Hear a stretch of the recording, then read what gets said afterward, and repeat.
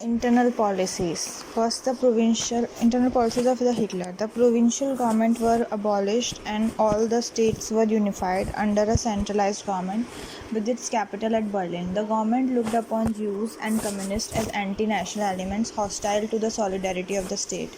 Therefore, they were made subject to cruel state prosecutions.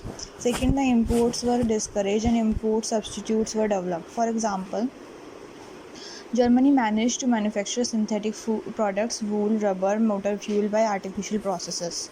Third, strikes and lockouts were declared illegal. Foreign policy. Hitler envisaged formation of a grand German empire called the Third Reich, which would include all German-speaking people, which in effect meant absorption of all German populated regions, Austria, Czechoslovakia and Poland over and above Germany. The first step towards this goal was taken from Germany withdrew from the disarmament conference and declared beginning of compulsory military service.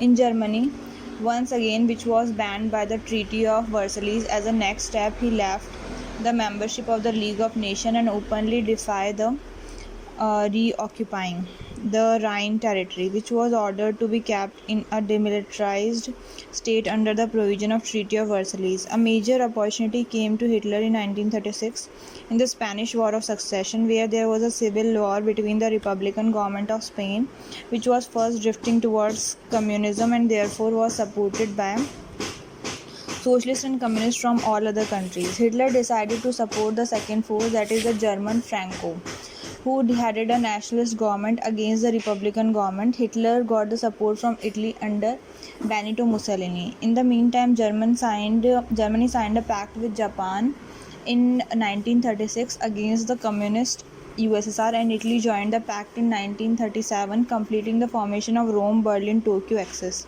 which would go together in Second World War as one of the alliance. These three countries were those countries which had dumped their League of Nations membership and were against England, France and Russia. In 1935, Italy invaded Abyssinia. In 1937, Japan invaded Manchuria, and Germany invaded Poland in 1939, against which England and France declared war on Germany, and this became the immediate cause of the Second World War. Effects of the war.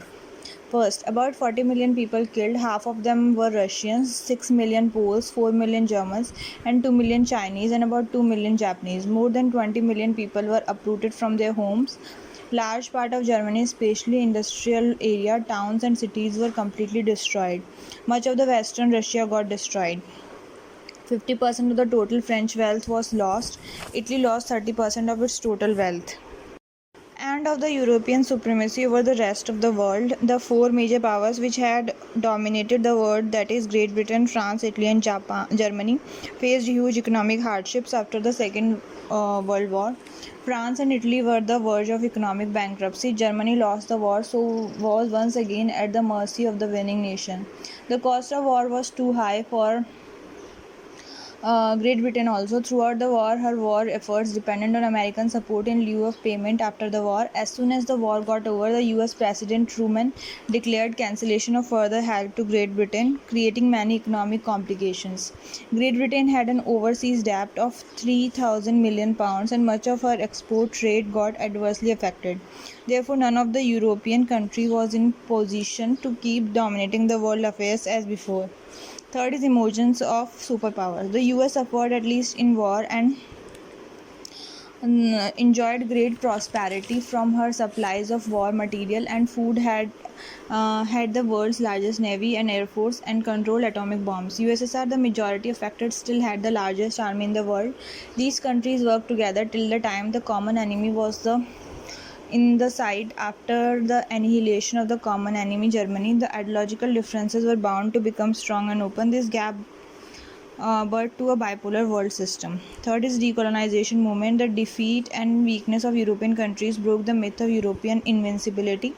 The colonies were encouraged by spectacular Japanese exhibition of military power and come to believe if Japanese could do why not they? So a series of national movements started across colonies to get independence from European masters. Creation of UNO, it emerged as successor of the League of Nations, but it proved an improvement over the former. The charter of UNO is much longer than that of the League of Nations. The functioning and scope of UNO was more extensive and membership was more representative. The League of Nations was without teeth, therefore it could decide but had no way to ensure implementation of its decisions.